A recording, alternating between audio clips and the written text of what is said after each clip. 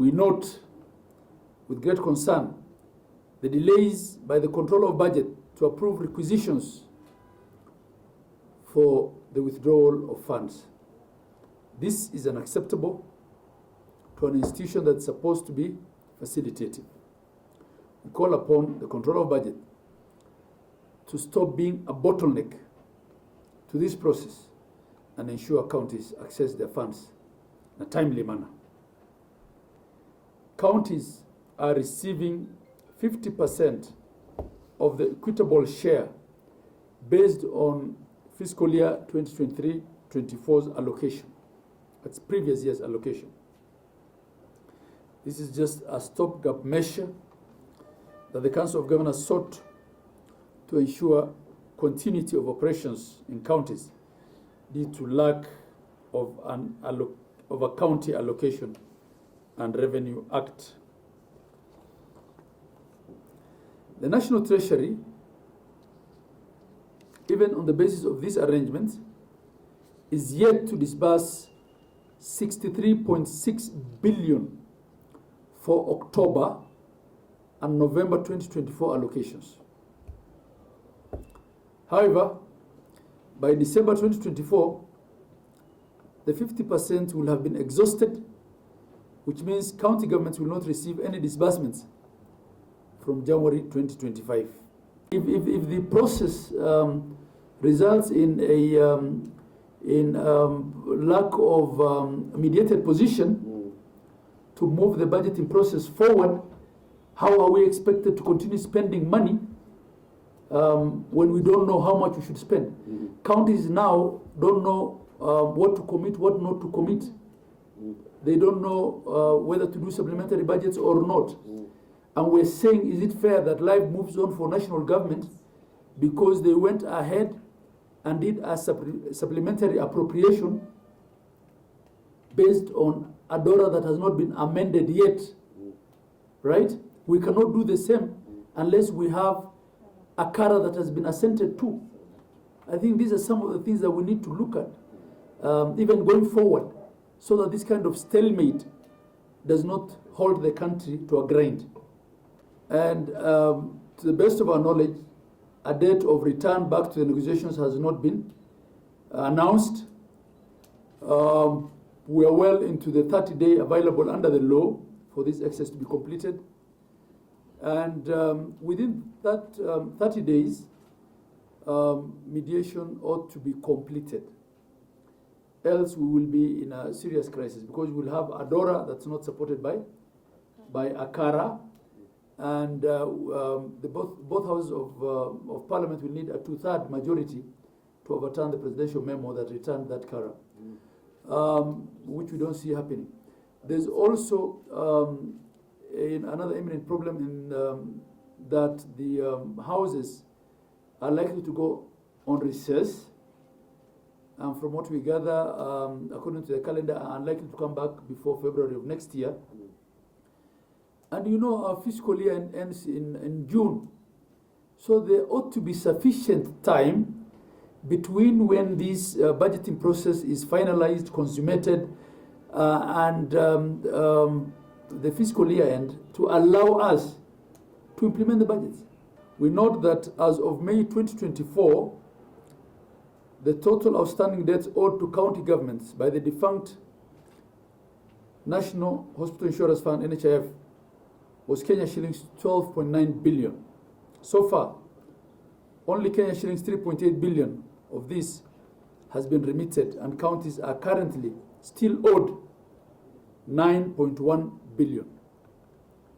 We call upon the SHA to expedite the payment of pending claims under the NHIF and SHA. This will allow for timely payment of our vendors, as well as effective service provision for the patients.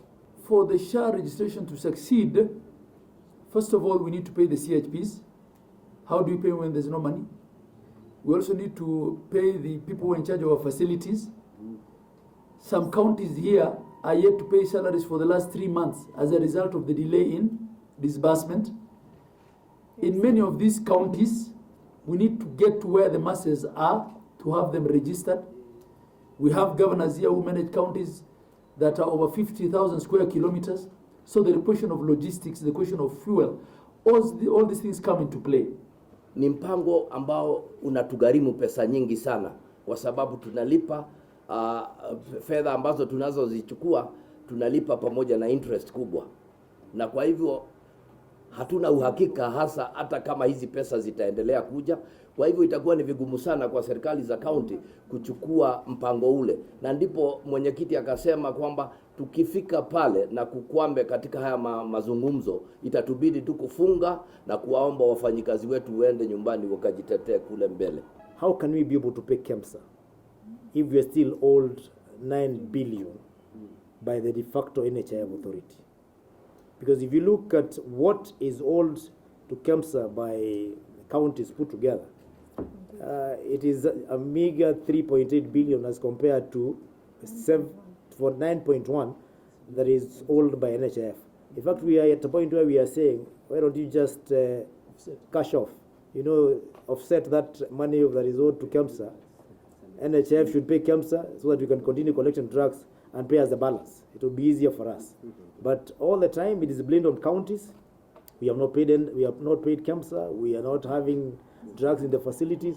While in actual sense, it is the effort of all those other agencies to frustrate counties that has contributed to this. That is our position.